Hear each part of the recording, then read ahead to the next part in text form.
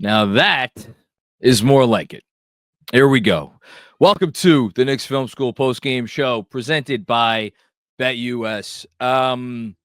Man, I'm feeling good about that one. I'm feeling good about that one, and I wanna say some things right off the top. I wanna christen that as maybe the signature win of the season. I know that sounds ridiculous. I know this team has had blowout performances in which they have obviously mopped up on some teams there was a lot of excitement going into the game. The Minnesota win, the Denver win. They have had some close games. Obviously, the San Antonio win on Christmas Day. But if you look at where the Knicks were coming into this game, and you look at where the conversation has been, really, it's crazy because they won the 9 in a row, and then they went into the Oklahoma City game on the Friday night, which is now, I guess, 2.5 weeks ago or 3. Yeah, it's about 2.5 weeks ago. I'll double check that right now, but it feels like it's been about 3.5 months ago, but it hasn't been nearly that long. And even though, for me, I know the vibes were positive on that night. Yeah, that game was January 3rd. So, yeah, 2.5 weeks ago. Even though I know for me the vibes were positive on that night, for a lot of people, it was just the focus on what they didn't do in the fourth quarter. And it was almost like that fourth quarter flushed all the good vibes from the 9-game winning streak down the toilet. And it's like a switch flipped. And my favorite word, that the consternation surrounding this team has been building. I can't even say that it's been building. It shot right up, especially when you consider their performance the immediate night after against the Bulls. And then it's been either high or it's been like a momentary drop when they've had one of the few wins that they have had over the last 2 weeks since that game. But even during the wins, it's not like anybody thought that any of the Knicks' problems had been solved. They were still making some of the same mistakes, and none of those wins, I would say, were against a quality opponent who, played a strong game. And which brings me to tonight.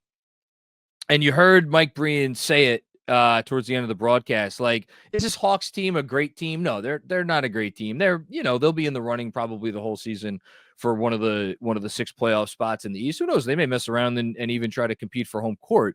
It's that kind of an Eastern Conference this year. They are not a great team.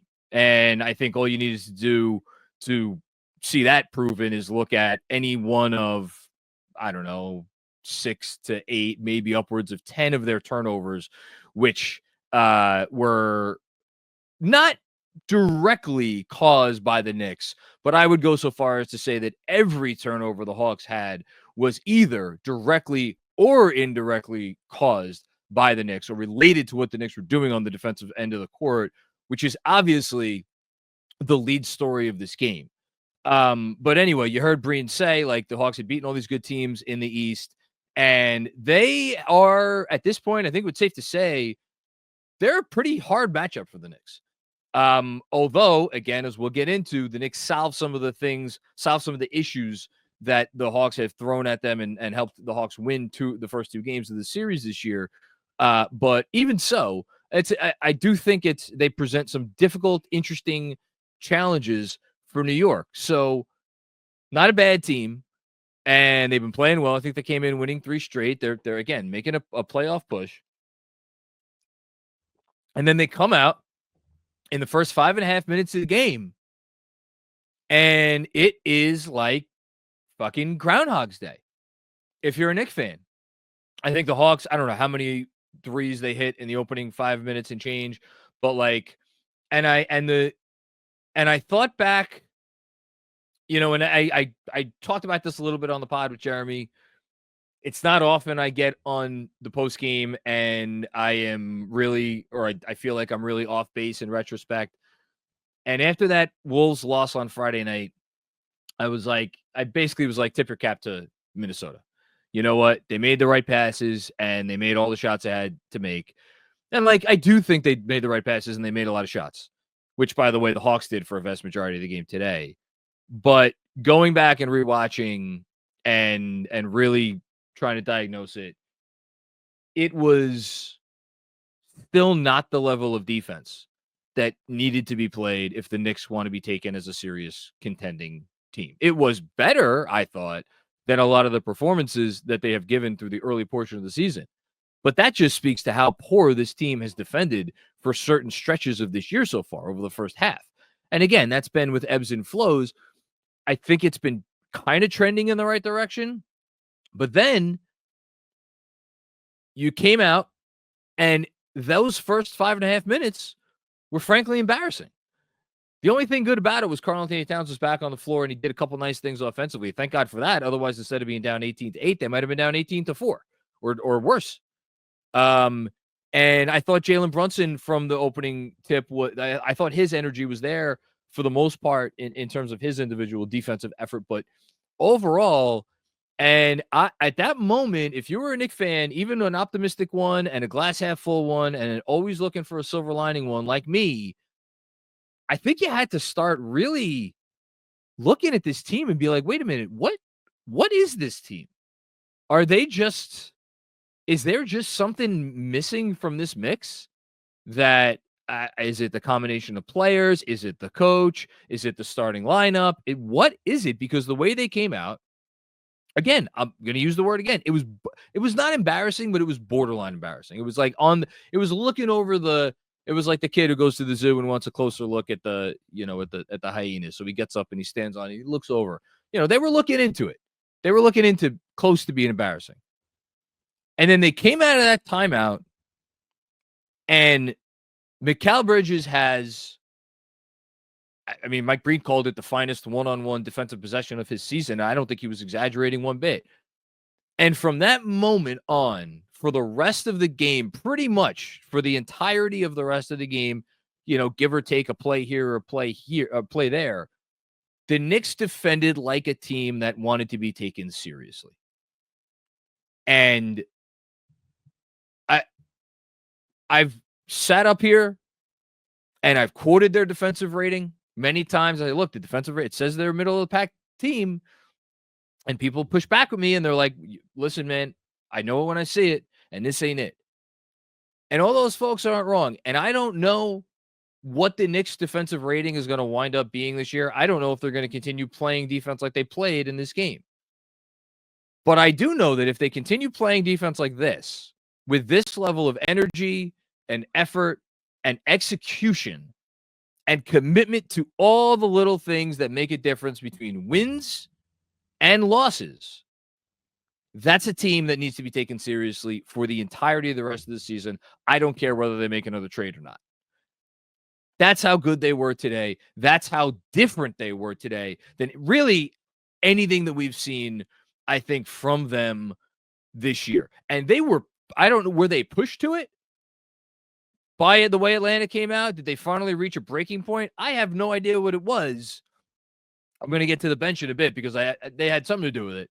But whatever it is, the level of defense, and Benji said something, I think early in the fourth quarter, or maybe after the first quarter, or maybe even on the early in the second quarter, that it starts at the point of attack.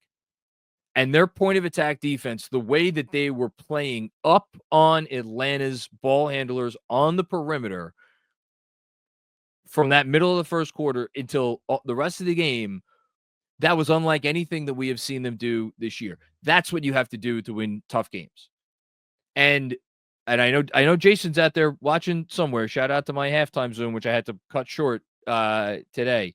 But I'll get you back tomorrow, Jason. It was also a more aggressive coverage.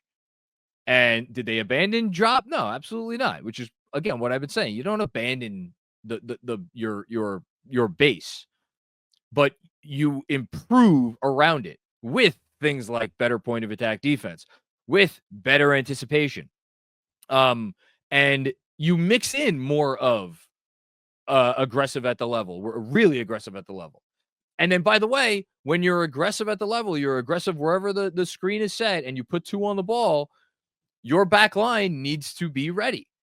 And I thought what a symbolic moment it was where when the Knicks, they had gone up by 10, And it was late in the fourth quarter. They were trying to put the game away, and they double Trae Young. There's Clint Capella there under the basket, just waiting to do the thing he's been doing his entire career. Get passes from Trae Young and dunk it home. And who was there to steal the ball away from him? Josh Hart. And look, Josh Hart wasn't the best Knick on the floor today. I don't even know if he was one of the 2 or 3 best Knicks on the floor today. But I think you saw a change from him specifically at halftime. After halftime, the way he came in, and I thought a lot of the plays that brought this win home, and again, Breen kept saying it on the broadcast, those plays had Josh Hart's fingerprints all over it. But this wasn't a Josh Hart game. Jalen Brunson, I didn't even look up his final stat line. I'll look it up right now.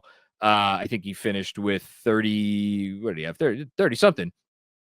By the way, I think he's now 6th most 30-point games in Knicks history after only 2.5 seasons. 34 points on 18 shots. I know he missed some free throws there, but incredibly efficient.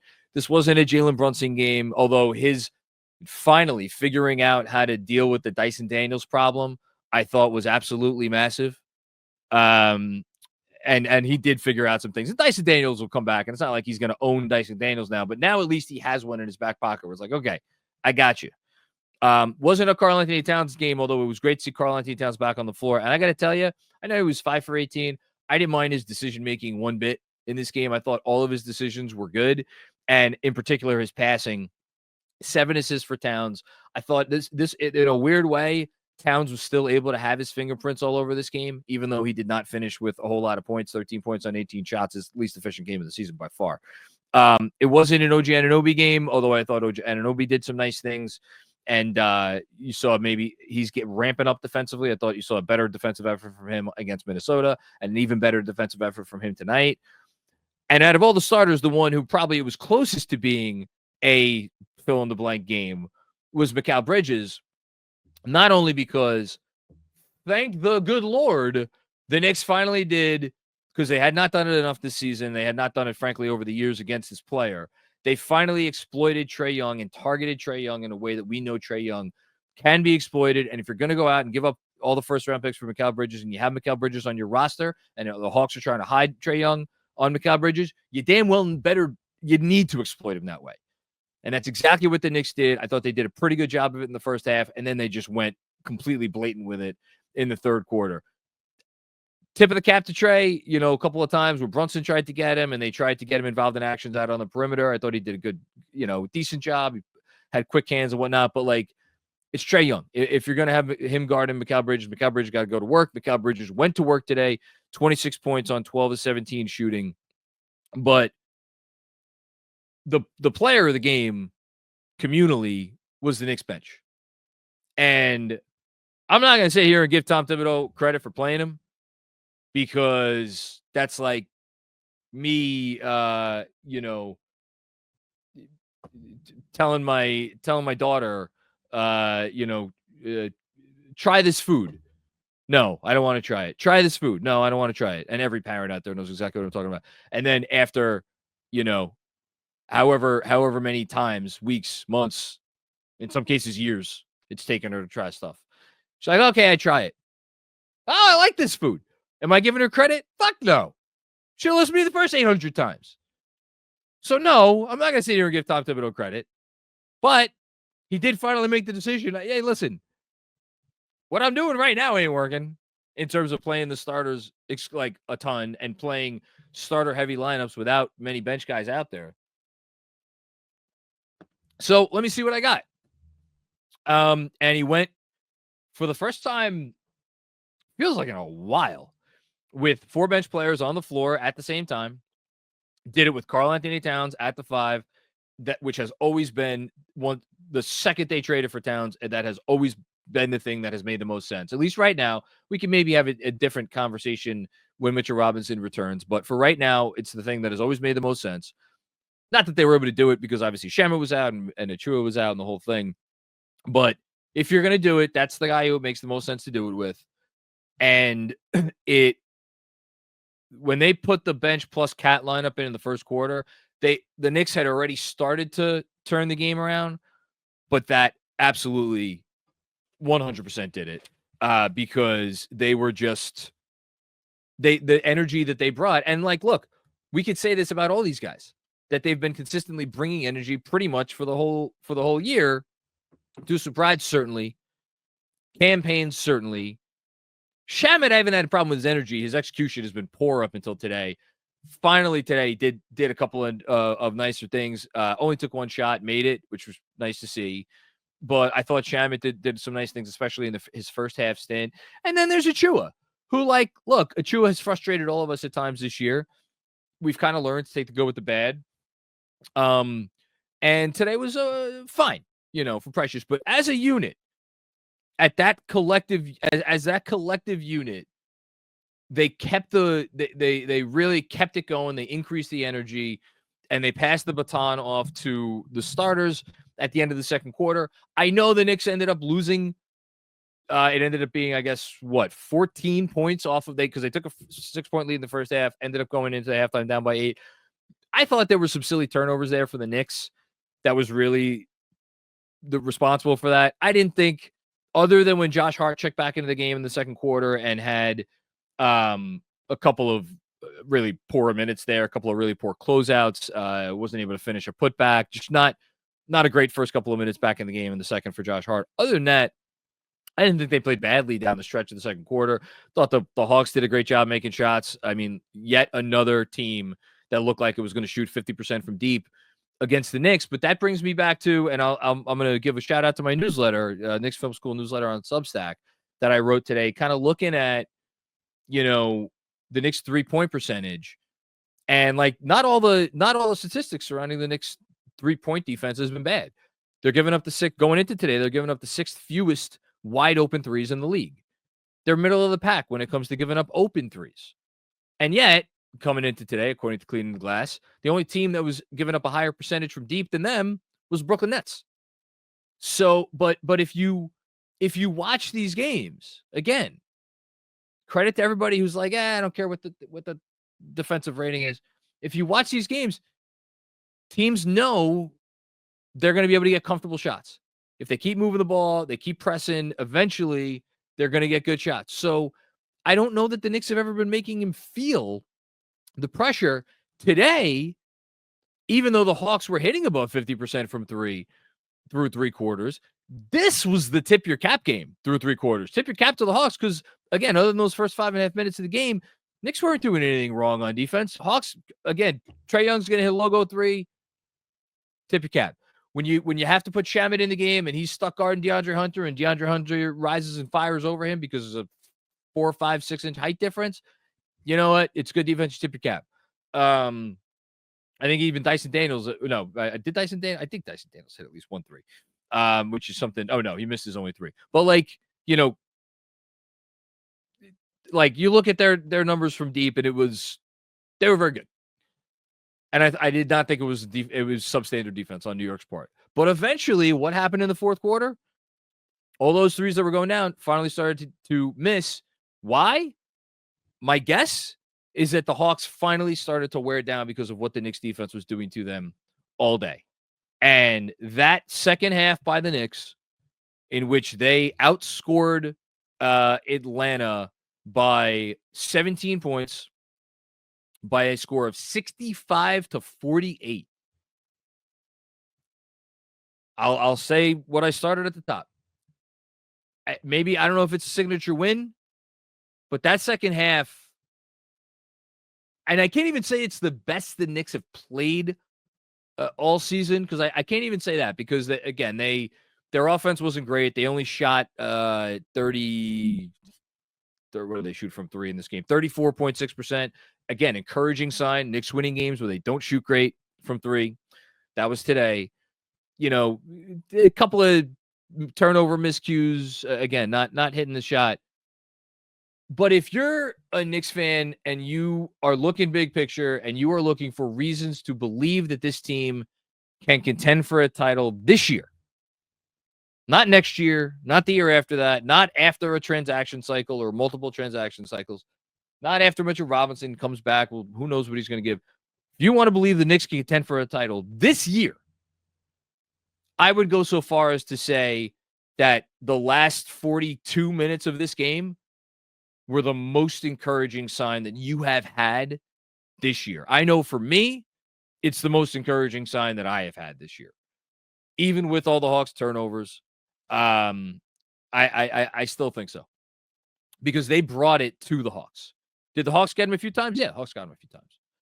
But like, again, theory of the case hasn't changed. Be the best offensive basketball and have enough moments where your defense could really make a team, really put pressure on a team, make a team think, have just enough of those moments to win games. They had enough of those moments tonight. The offense wasn't quite as good as we're used to. Again, under 35% from three and 16 turnovers. Hawks scored 19 points off those. But this was a game that made you believe in the formula. So awesome stuff. I shouted out Mikal Bridges already. Great start to his third quarter. Wanted to say that. Talked about Brunson on Dyson Daniels. Just looking through my notes to see if there's anything else. I mean, so many big second half plays by Josh Hart. And then autograph signature moment of the game. Had a few. There's two contenders, and I don't know how I'm picking between these. By the way, go download the Autograph app. Use code KFS. Get rewarded for your fandom. Find exclusive stuff from all your favorite Knicks content creators. I was on the Autograph app earlier today before this game, doing a nice little chat in the if you know New York Knicks chat there, and I'll have a 3x3 going up probably on Wednesday, probably after tomorrow's game. Two contenders for autograph signature moment of the game. Either the campaign 3 with the and one on Trae Young, where campaign just exploded and got called for a technical. That's one contender. I'm actually gonna. You could give Hart a couple of contenders for this, where he had the moment. Where the hell was that? I think that was in the. Yeah. He had a moment where he stole the ball, missed. There was a missed shot. He got the offensive rebound. There was another missed shot. Atlanta got the rebound, and then Josh Hart stole the ball and he made the shot. That's a contender. In addition to Hart diving on the floor towards the end, I wish another teammate would have been there next to him. I got to give it to the Cat defense on Trae Young in the corner. Got to be the autograph signature moment of the game, because symbolically, I think it might be the signature moment of the season. Because what was that? What happened in that moment? You are challenging one of your premier offensive basketball players to play defense in a one-on-one situation against the opposing team's best player and one of the most gifted offensive players in basketball. And he lived up to the challenge. And if the Knicks are going to, I keep using this phrase, if the Knicks are going to win anything this year, got to see more of that. Got to have it. Got to have it sometimes. Just have to. Got to challenge your best players to be great on both ends of the floor.